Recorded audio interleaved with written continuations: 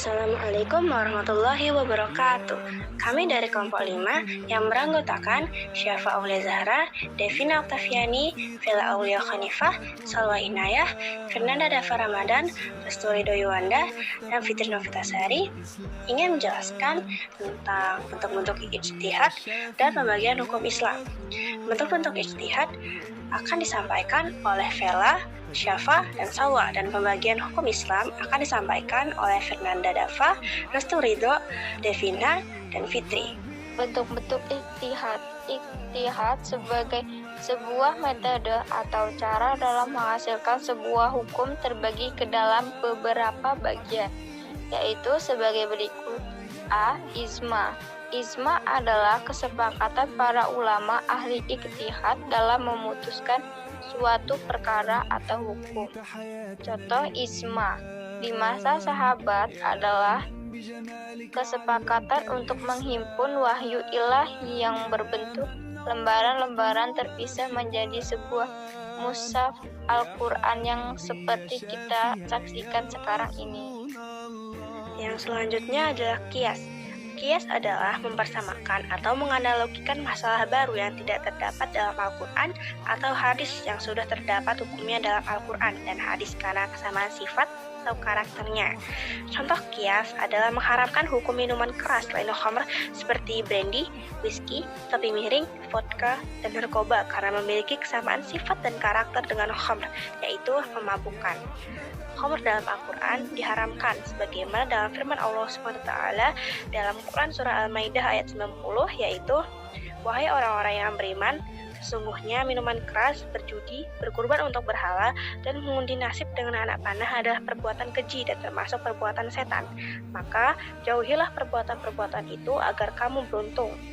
Selanjutnya, maslahah mursalah. Maslahah mursalah artinya penetapan hukum yang mengakibatkan pada kemanfaatan suatu perbuatan dan tujuan hakiki universal terhadap syariat Islam. Misalkan, seseorang wajib mengganti atau membayar kerugian atas kerugian kepada pemilik barang karena kerusakan di luar kesepakatan yang telah ditetapkan.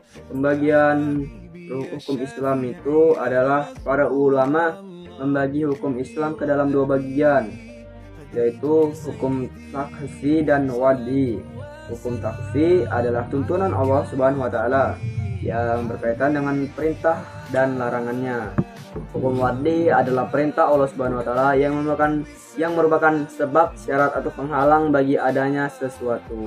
Hukum takhfi yang pertama yaitu terbagi menjadi 5 pembagian, yaitu sebagian berikut. Yang pertama yaitu A. Wajib fardu, karena aturan Allah dalam 5 aturan Allah Subhanahu wa taala yang harus dikerjakan dengan konsekuensi bahwa jika dikerjakan akan mendapatkan pahala dan jika ditinggalkan akan berakibat dosa. Pahala adalah sesuatu yang akan membawa seseorang kepada kenikmatan surga, sedangkan dosa adalah sesuatu yang akan membawa seseorang ke dalam kesengsaraan neraka. Misalnya perintah wajib, salat, puasa, zakat, haji, dan bagaimananya. Haji juga bila mampu. B. Sunnah mandub, yaitu tuntunan untuk melakukan suatu perbuatan dengan konsekuensi. Jika dikerjakan akan mendapatkan pahala, dan jika ditinggalkan karena berat untuk melakukannya tidaklah berdosa. Misalnya ibadah sholat rawatib, puasa Senin Kamis, dan sebagainya. C. Haram atau tahrim, yaitu larangan untuk mengerjakan suatu pekerjaan atau perbuatan. Konsekuensinya adalah jika larangan tersebut dilakukan akan mendapatkan pahala, dan jika tetap dilakukan akan mendapatkan dosa dan hukuman. Akibat yang ditimbulkan dari mengerjakan larangan Allah Subhanahu wa taala ini dapat langsung mendapatkan hukuman di dunia. Ada pula yang dibalasnya di akhirat kelak. Misalnya larangan minum minuman keras atau narkoba, khamar, larangan berzina, larangan berjudi, dan sebagainya. Makruh yaitu tuntunan untuk meninggalkan suatu perbuatan.